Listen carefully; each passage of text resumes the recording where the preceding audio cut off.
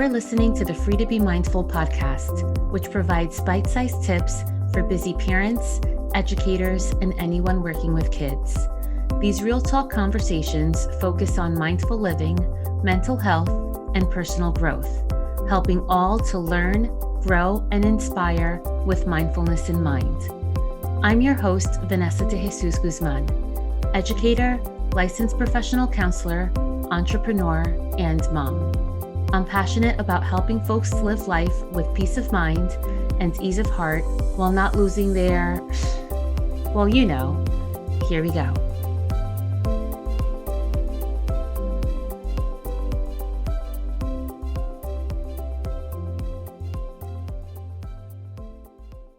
Hello, and welcome back to the Free to Be Mindful podcast. I hope that you're feeling good, looking good, and doing better in this world than you were yesterday. So a couple of months ago, I had the pleasure of being interviewed by Christie from Sass Says Podcast. Now, Sassy is her nickname, but I just loved talking to her. She's a Jersey girl, just like I am. And while she's not a therapist, she really promotes the aspects that therapy is okay for kids, for adults, for moms, for anybody. Her podcasts are fun and they're entertaining. And we had so much fun recording an hour-long conversation all about mindfulness, mindful parenting, therapy for kids, and therapy for moms. And she was so gracious enough to share the recording with me so that I can share it with you here on the Free to Be Mindful podcast. So because the conversation was so juicy and because it was quite lengthy, what I'm going to do is break it up into short pieces because I know that you are used to the short format that the Free to Be Mindful podcast already has. And we'll release it in 2 to 3 different pieces so that you can get the full conversation that Christy and I had. So on today's episode, this is the first of the 2 or 3 recordings, and we talked about what mindfulness is, integrating mindfulness in your own life, integrating mindfulness with your kids, and how I got into mindfulness. So if you are brand new to the Free to Be Mindful podcast, this is a great way to catch up. And if you have been with me for quite some time, it's a great refresher on how mindfulness works for me and how I integrate it into the things that I do. And of course, thank you so much to Christy. Here is the first half of our conversation from the Sass Says podcast. Vanessa and I discuss how to start implementing mindfulness today. Today, so get ready. We talk about self-care for parents, parental stress, fostering emotional intelligence in our kids, and of course, communication. I am certain you will hear, as I did, how much Vanessa's passion for children comes through in her voice.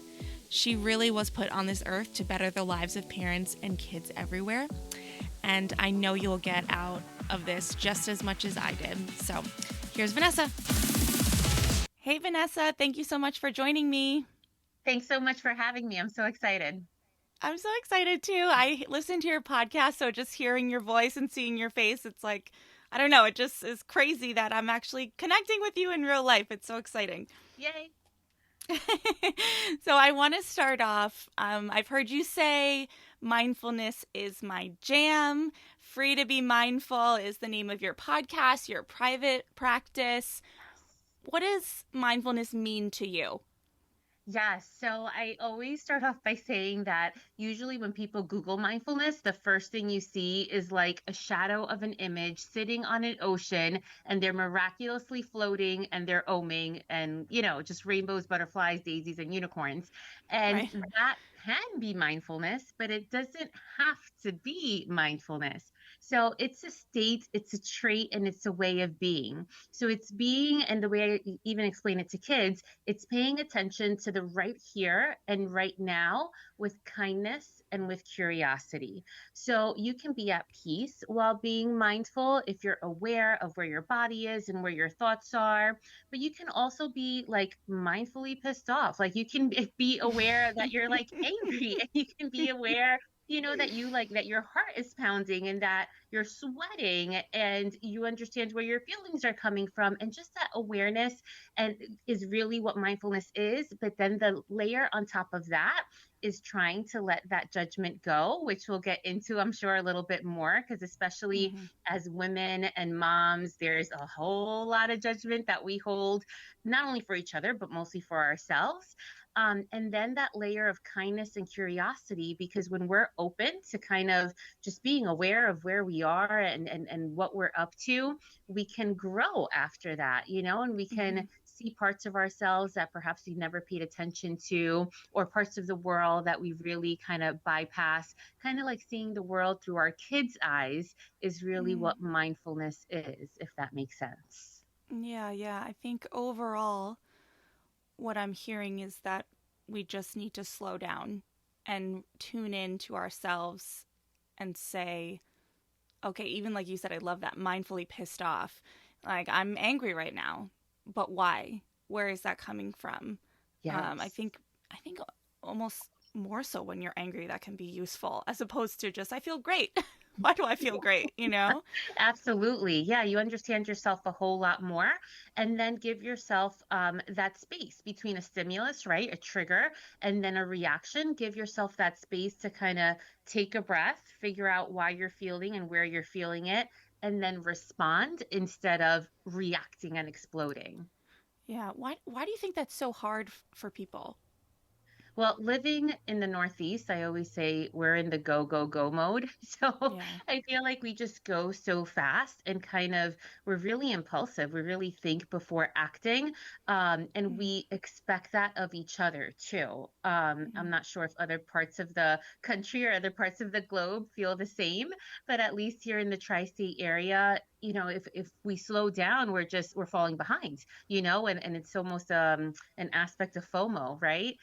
Yeah. So I feel like once we start slowing down, we actually realize that we see more than when we're going so fast because we experience the world in a different way. Hmm. So staying present is really, really important. And I think, I'm even just thinking of earlier today. I'm, I'm with my kid and he's throwing a fit, and my whole inside being wants to just throw a fit right back and go, yep, I feel you, kid. I'm right there with you, but it takes work, it takes practice to just take that breath, slow down, realize what is really upsetting me, and respond accordingly, especially with our kids. Do Absolutely. you do you have do you have ways that someone could start today with practicing being more mindful or just in their everyday life? Yeah, I think one of the easiest ways that we can start kind of paying attention to mindfulness and just having more awareness of what mindfulness is starting with your breath. And I like Mm, starting with the breath just because it's something that, yes, it works on its own, but you can also control it. And when you mm, can see what you're controlling and bring more awareness to that, then thereafter you can bring it to other aspects of life. So mm, really taking a breath in and feeling, not just, breathing like and done, right? Because that's what we usually do mm-hmm, when somebody says take a breath, or our hearts go way up, like we're at the doctor's and they say take a deep breath. But mm-hmm, really feeling the air going through your nostrils, really feeling the air going down the back of your throat, and then feeling the air coming out of your mouth super duper slow. And doing that a couple of times, then it rests your heart, then it can rest your mind, and you'll see a little bit of a difference. with your clients, with kids you're working with parents you're working with, in just talking to someone like me, do you find that there's a commonality with a resistance to simply starting with your breath? Absolutely. And funny enough, the resistance usually comes more from adults than from kids because Mm, we see it as so simplistic, kind of like, well, you want me to breathe? I'm already breathing. Or you want me to breathe this way? Well, I'm really busy right now, so I'll try it a little later because I don't have the time mm, right now. And it's usually when you don't have the time that you should probably try it the most. So there is a resistance because it seems so easy, or it seems that I'll try it later, or it's not such a big deal. But then when we don't practice it, then we don't see the full benefits. Yeah, because it may also be not be something that you get right on the first try. Right. And that's why it's called a mindfulness practice, Mm. because it's not something where we try, and then we ace. And I think that, we're really kind of bred that way of do your best, try your best, and then do it well, you perfect it, and you move on. And really, a mindfulness practice is all about keeping the practice up. And sometimes one strategy or one mode may not work today, but maybe it'll work tomorrow, or maybe it worked yesterday and you're just not feeling it the day after. So there are a lot of different types of strategies and different things you can, different ways that you can practice it in order to keep up that practice so that you know exactly what to do, especially when you need it the most. Mm-hmm. I was going to ask you what another tip or strategy would be to start practicing, but I feel like I could almost answer my own question a little bit and with, because I've heard you also talk a lot about taking that time for self love and self care, and I feel like as moms, as women, that is so important, and we don't do it enough, and it's hard. I mean, what do you say to that? How do you incorporate it? How do you advise your clients to incorporate that time? Yeah, again, so simplistic, but you can't pour from an empty cup. And as moms, we put so much towards our kids and toward our families. And if we're working moms and extended family, that then at the end we're depleted and then wonder why we feel the way that we feel. So it really is making that intentional, being intentional with that time to care for yourself. So whether it is just looking at the sunset and Mm. you don't have any outside distractions and you're not scrolling on your phone, or whether it is drinking the coffee while it's still hot, or just a little bit of time before your kids wake up so that you can, just be without having someone pull at you saying, mommy, mommy, mommy. All of those little itty bitty spaces again seems so simplistic, but that is the true space of where you can bring awareness of, okay, I'm here, and my mind is here and not down the mile list, down the long list mile. Oh boy, down the a mile long list Yes, of yes, things that we have to do, yes. and we can keep our mind in one place. And that in and of itself is a mindfulness practice. Yeah, it's reminding me of how you've spoken about being a human being versus a human doing. I really, really related to that. I posted something recently where I had to remind myself, it's okay to just be for a minute. I was Yeah. frantically just searching around for something to clean, something to do, some box I could check off, and I was driving myself insane. I'm like, dude, just sit down. Just relax a minute, even if it's for 5 minutes. And I think that's something that's really hitting me about what you're saying is that it doesn't need to be an hour. It doesn't need to be a day or a whole weekend, as much as truthfully I need those as well. Um, Hmm. I can start finding even just moments in time here and there to ease up the, Absolutely. the chaos. Yeah, the feeling of friends, the frenzy feeling of there's something to do and there's somewhere to go and I have things to do. And the reality is there's always something to do, right? There's always a box to check off. There's always something to do on the to-do list. Yeah. If somebody says their whole to-do list is done and around their house and in their job and in their personal life, I want to meet that person Yeah. because I feel like I always have something to do. But there is doing and just being. So in Mm, other words, you just sitting there and just taking the room in and seeing how you're feeling and bringing awareness to the things that you're seeing, that in and of itself is doing. yeah. And it's almost a mindset shift that we have to make in order to start accepting that because the way we're raised and society tells us otherwise. Yeah, I think that's everything, really. Because I think you're right. I think it's how we're raised. I think it's society. But I also, for me, I felt a significant shift in that feeling in motherhood. Oh, yeah. It's so overwhelming. And the Entirely. needs just never Never ending. end. There's always something they need. They just need things all the time. And if it's not them physically needing something in the moment, it's They want your attention. yes. And they Yeah. you have to remember that they're going to need something 2 weeks from now and order it, you know? Yeah. Yeah, it's never ending, and our brains really never shut down. And that's why mindfulness is really of utmost importance. How do you personally take care of yourself? How do you take that time?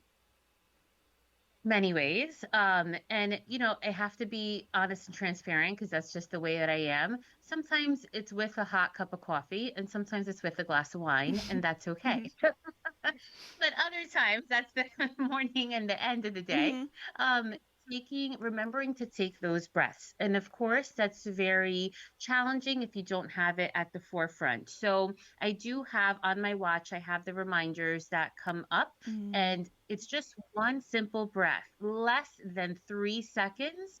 But I just close my eyes if I can, not if I'm driving. I just take a deep breath, let it go, and that's my small reminder. Simple things when I'm washing my hands, which we've done so much more, right, in the past year and a half or so. So when I'm washing my hands, it's not just a rush, especially because we have to, whatever it is, sing happy birthday twice.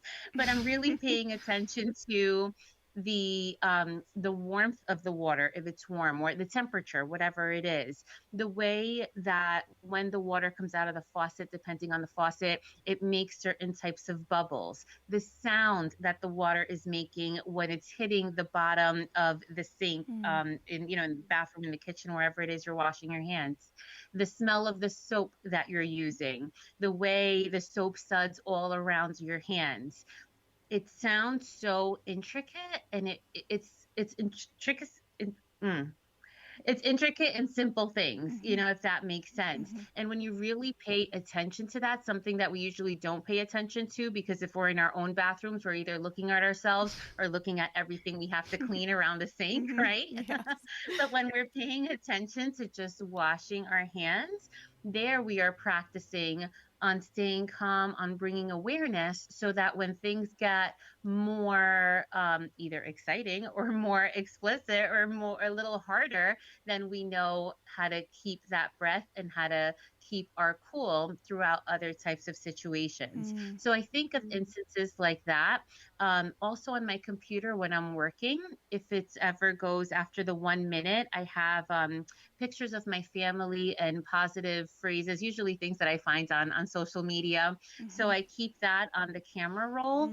And once the screen goes after the minute, it just reminds me I have positive affirmations and pictures of my family. And it does two things. First, it brings a smile to my face because there's things that are meaningful to me. And it just is another trigger, right? Is another reminder of stop and take a breath before going back to the screen. Yeah. And something that I love to do with my son at night is expressing gratitude. So right before I put him to bed, we say now 5 things. It started off with 3 when he was younger. 5 things now he understands grateful for. So 5 things you're grateful for the day. When he was younger, it was 3 things that you're happy for today. And now it's really cute. He's even turned it around on me and he says, "What about you, mommy? What are 5 things Aw. that you're grateful for today?" And it's awesome to have that bonding time, but it's also great to look at the positives when our brains are so hardwired to always look for the negative. And when we do think more positive, then we see more positive in our world. Yeah. So those are just simple ways that I integrate mindfulness Yeah. in my everyday life. I'm gonna have to try the hand washing one. It's simple, but I could see how impactful even just those few minutes can be. Yeah, Yeah, and it makes me hate washing the dishes a little bit less because instead of thinking, "Oh, I don't want to wash these dishes," I'm trying to think more of the soap and the water. So where did you learn to think this way? Was it through your schooling or through lived experience? Talk to me about that. Yeah, I actually got into it. when I was pregnant, I signed up for a prenatal yoga class since they said flexibility and mobility is good. So I got introduced to it first, looking for the physical benefits and getting more and more into yoga. I saw how it was also good for my mental health in a way, just really being in the poses, not wanting to get out of the poses, and just having a broader awareness of what was happening. A couple of years after that, I was taking a grad course. It was a spirituality and religion and counseling course or something along those lines. And the professor began every class with the meditation. And it was an evening class after a long day's work. And I would get frustrated because I would say, come on, lady, we all got like places to go and beds to get to go to sleep.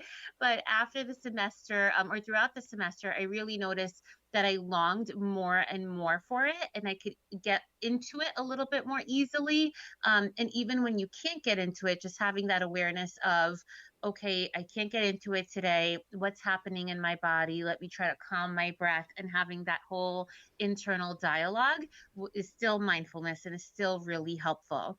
And then I guess throughout the years, I started seeing the connection on how it can help kids with their social emotional learning and how mindfulness can help them, stay more calm and really make better choices and not be so impulsive.